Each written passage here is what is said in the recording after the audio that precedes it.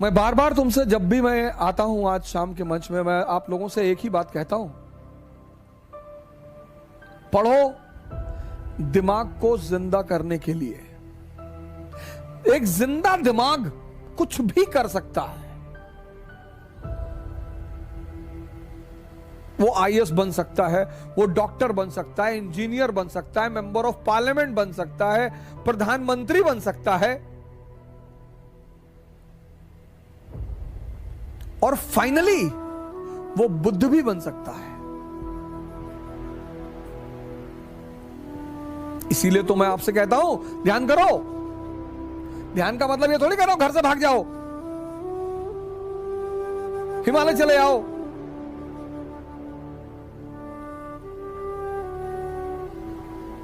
अगर एक किताब पढ़ते हो, खत्म करते हो, और उस किताब की कहानी ही तुम्हें नहीं पता। हजारों लोग मेरे पास आए, 12th की एनसीईआरटी खत्म कर दी मैंने। अच्छा, कितनी बार? 10 बार। ओहो, 10 बार जी। अच्छा, तो आप एक काम करो, रिवीजन करके 2 दिन बाद आओ। नहीं नहीं नहीं, आप पूछो। नहीं नहीं, रिवीजन कर लो। नहीं, आप पूछो। कौन है 18वीं शताब्दी का आउटस्टैंडिंग शासक? आउटस्टैंडिंग शासक ये तो नहीं लिखा है उसमें। अच्छा, महादजी सिंधिया की उपलब्धियां बताओ 18th सेंचुरी में। महादजी सिंधिया और सिंधिया और होलकर के बीच निरंतर जो लड़ाई चल रही थी उसकी वजह बताओ।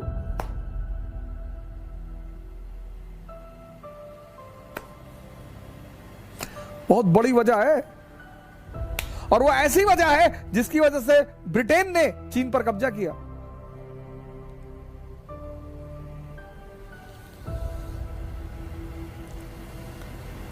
पहले चैप्टर का सवाल का जवाब नहीं दे पाते। पहले चैप्टर, पहले,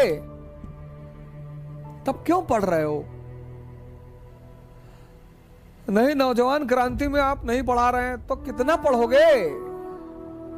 एनसीईआरटी पर कमांड कर लो, जो कंपटीशन चाहोगे हिंदुस्तान में निकलेगा, लेकिन कमांड कर लो।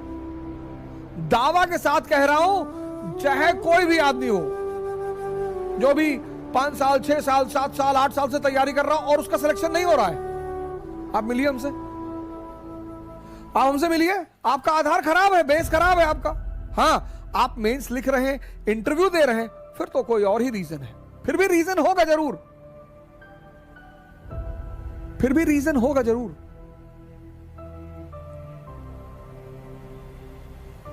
तुम्हें कहानियां ऐसी समझ में आती नहीं, तुम रटते हो तो तुम्हारे मन को मजा नहीं आता, तुम्हारे मन में ये चीजें रिपीट नहीं होती, क्योंकि तुम समझते नहीं हो। बहुत सारे 90% छात्र पढ़ते हैं 10 घंटा, 12 घंटा, लेकिन जब वो पढ़ के उठते हैं तो पीछे कहानी कुछ और ही चलती है।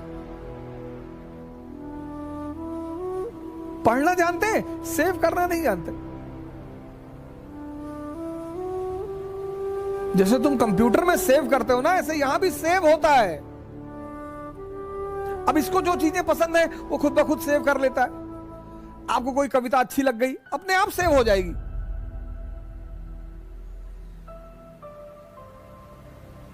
कोई दीवाना कहता है, कोई पागल समझता है, मगर धरती की बेचैनी को बस अंबर। जो चीज आपको अच्छी लग जाएगी, जो आपके मन को अच्छी लगे, खुद ब खुद सेव हो जाएगी। आपने कोई गाने याद थोड़ी किए हैं, याद हैं, क्योंकि आपके मन को उसमें रस मिला, उसने सेव कर लिया। लेकिन जब आपने अमेरिकी क्रांति पढ़ी, इसको रस मिला ही नहीं, इसने सेव ही नहीं किया। अब आपके सामने एक बहाना है, रिवीजन। रिवीजन नहीं हुआ है तो गाने का कौन सा रिवीजन करते हो?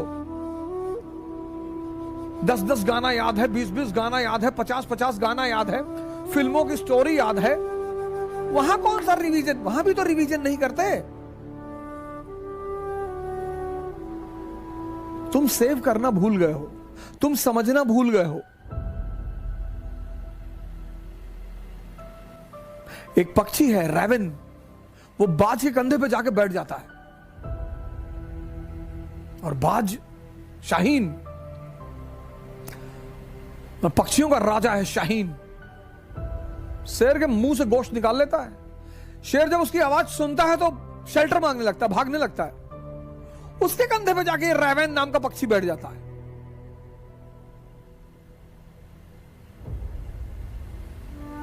तो पता है बाज क्या करता है? अपनी उड़ान बढ़ाने लगता है, उड़ान। और जैसे जैसे उसकी ऊंचाई बढ़ती रहती है, ऑक्सीजन लेवल कम हो जाता है। रेवेन को भागना पड़ता है। अपनी ऊंचाई बढ़ाओ, इतनी बढ़ाओ कि जितने लोग तुम्हें दबाना चाहते हैं उनका दम घुटने लगे, वो खुद ही भाग जाए।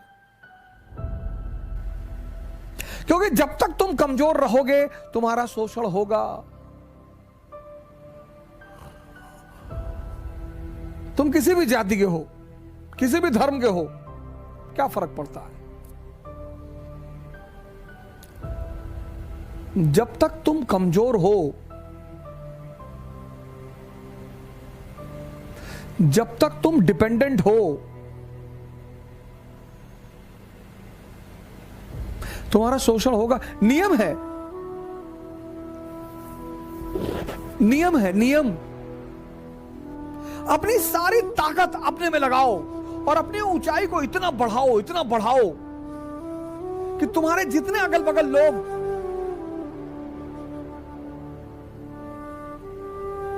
भगवान के आशीर्वाद स्वरूप तुम्हारे पीछे पड़े हैं, उनका दम घुटने लगे। जय हिंद।